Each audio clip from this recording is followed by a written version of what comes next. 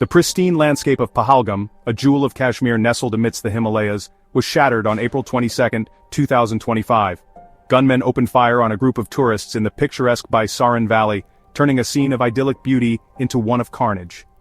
26 innocent lives were extinguished that day, including 2 foreigners, 2 local residents, and Indian Navy officer Lieutenant Vinay Narwal.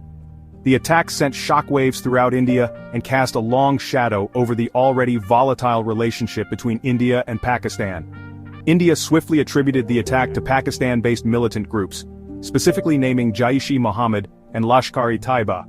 The Resistant Front, an offshoot of Lashkar-e-Taiba, claimed responsibility, citing their opposition to demographic changes in the region as justification for the heinous act. The attack, which targeted a group of around 40 tourists, was captured in part by the mobile phones of those present, adding a chilling layer of immediacy to the tragedy. Among the victims were an 83-year-old from Tamil Nadu and a 65-year-old woman from Odisha, their lives tragically cut short while visiting what was meant to be a paradise on earth. The Pahalgam attack ignited outrage across India, with demands for swift and decisive action against those responsible. On May 7, 2025, India launched Operation Sindoor, a series of airstrikes targeting 9 locations in Pakistan and Pakistan-administered Kashmir. The operation, lasting 23 minutes, saw the deployment of advanced military assets including Rafale jets, Scalp missiles, and AASM hammer bombs. India maintained that the strikes were carefully calibrated to dismantle terrorist infrastructure, specifically targeting terrorist camps and launch pads. The operation, coordinated by the Indian Army, Navy, and Air Force, was declared a success, with India reporting no losses of its aircraft. However, the strikes marked a significant escalation in tensions between the 2 nuclear-armed neighbors. Pakistan vehemently condemned the Indian airstrikes, denouncing them as an act of aggression and a violation of its sovereignty. Pakistan reported 31 civilian casualties as a result of the strikes, further inflaming anti-India sentiment. In retaliation, Pakistan launched its own series of drone and missile attacks targeting Indian cities, including Amritsar, hitting both military and civilian areas. India claimed that its S-400 missile defense system successfully intercepted the majority of the incoming projectiles.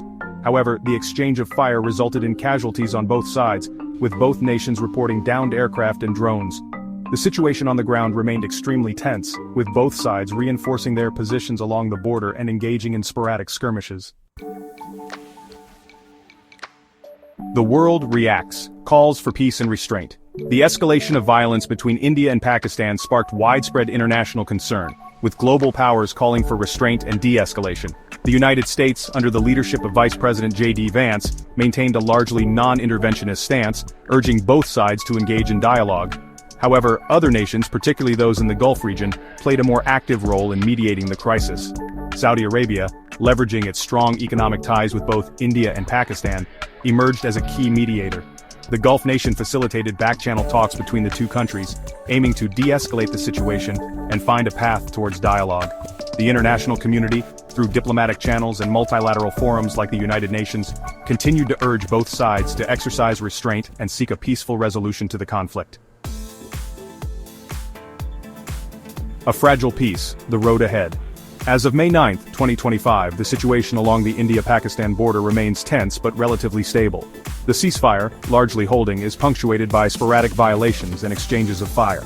Both sides remain heavily fortified along the line of control, with large deployments of troops and military hardware. The threat of further escalation looms large, a stark reminder of the fragility of the current peace. Diplomatic efforts continue, with back-channel talks ongoing and international pressure mounting on both India and Pakistan to find a lasting solution. However, the path to peace remains fraught with challenges.